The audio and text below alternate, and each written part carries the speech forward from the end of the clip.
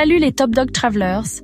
Après avoir mis en lumière les pièges de Venise et de Cancun, nous nous dirigeons vers l'est, à Bali, l'île qui figure sur toutes les listes de choses à faire avant de mourir. Des rizières qui brillent au soleil, des plages dorées, des retraites de yoga, des photos parfaites pour Instagram. Ça a l'air tout simplement incroyable, n'est-ce pas? Eh bien, pas si vite. Bali a toujours sa magie, mais les coûts, la foule et les problèmes sociaux et environnementaux sont de plus en plus difficiles à ignorer. Et dans cette vidéo, nous allons vous exposer exactement ce qui se passe en ce moment afin que vous puissiez décider si Bali vaut votre argent ou si une autre destination vous offre les mêmes sensations sans le stress. Premièrement, la surpopulation et le surtourisme. Bali a accueilli 6,3 millions de visiteurs internationaux en 2024, dépassant les records d'avant la pandémie. C'est plus de monde que l'île ne peut en supporter, et ça se voit. Les lieux très prisés comme Canggu, Seminyak et Ubud sont bondés. Attendez-vous à des embouteillages d'1 heure, des files d'attente au temple et des rizières autrefois paisibles transformées en usines à selfies. Même les lieux sacrés comme le temple de Lempuyang, la célèbre Porte du Ciel, exige souvent 3 à 4 heures d'attente pour prendre une photo décente. Deuxièmement, l'augmentation des coûts. Les tarifs hôteliers à Canggu et Uluwatu ont augmenté de 15 à 50% au cours de la dernière année, selon l'établissement. Les villas qui coûtaient à peine $100 la nuit sont maintenant à plus de $200.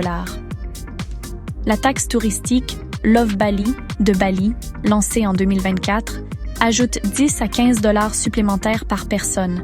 Les repas dans les clubs de plage et les cafés branchés peuvent rivaliser avec les prix de Los Angeles ou de Sydney. Un bol de smoothie qui coûtait auparavant 4 $ coûte maintenant entre 9 et 12 $ dans certaines régions. Troisièmement, la friction culturelle et les nouvelles règles. Des réglementations plus strictes. Code vestimentaire dans les temples, location de motos et gestion des déchets. Les contrevenants risquent des amendes, l'interdiction d'accès ou même l'expulsion. Les habitants se plaignent de plus en plus de la fatigue du paradis. Le tourisme est vital, mais la vie quotidienne et la culture en pâtissent. Quatrièmement, les pressions environnementales. Il y a des pénuries d'eau dues à la consommation des stations balnéaires, la pollution et les déchets sur les plages populaires, surtout pendant la saison des pluies. Le surdéveloppement détruit les espaces verts et pousse la faune vers des habitats plus petits. Bali a toujours sa magie, mais avec des compromis. Oui, Bali a toujours cet éclat de carte postale.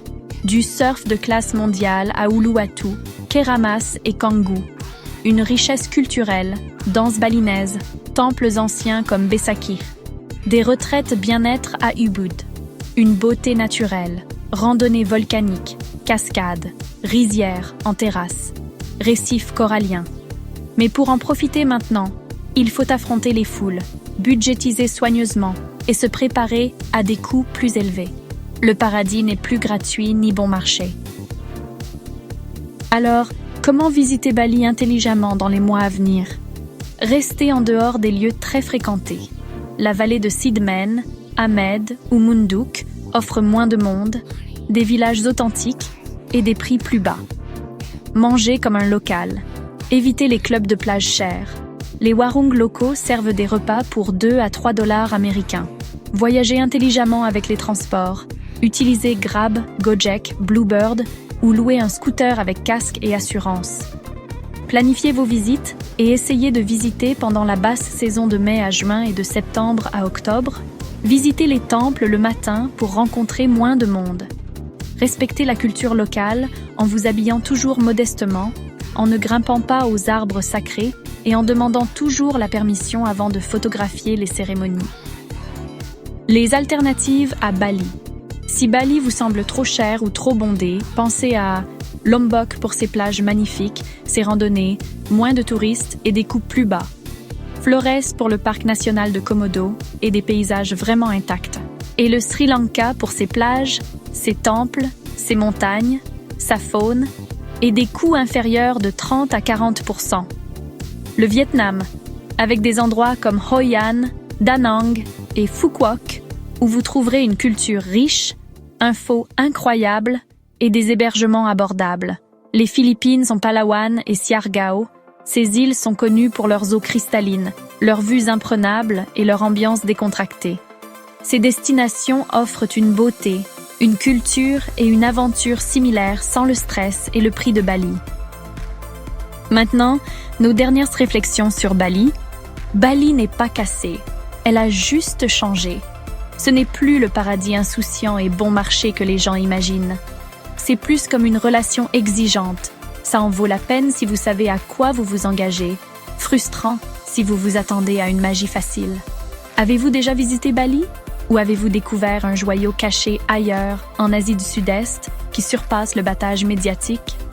Partagez votre histoire dans les commentaires avec notre communauté de voyageurs du monde entier. Aimez, abonnez-vous et partagez, car chez Top Dog Traveler, nous vous montrons le vrai côté du voyage, la beauté, les pièges et tout le reste. Ensuite, nous nous dirigeons vers l'Europe, à Barcelone. En surface, ce n'est que Gaudi, des plages ensoleillées et des tapas dans le quartier gothique. Mais comme Bali, des fissures apparaissent. Coûts croissants, surtourisme et habitants qui s'opposent au tourisme de masse. Barcelone est-elle toujours le rêve méditerranéen ou juste une autre escale européenne surestimée et trop chère? Et quelle destination proche pourrait réellement vous offrir cette magie sans vider votre portefeuille? Restez avec nous, vous ne voudrez pas manquer ce prochain chapitre de la série. Hasta luego!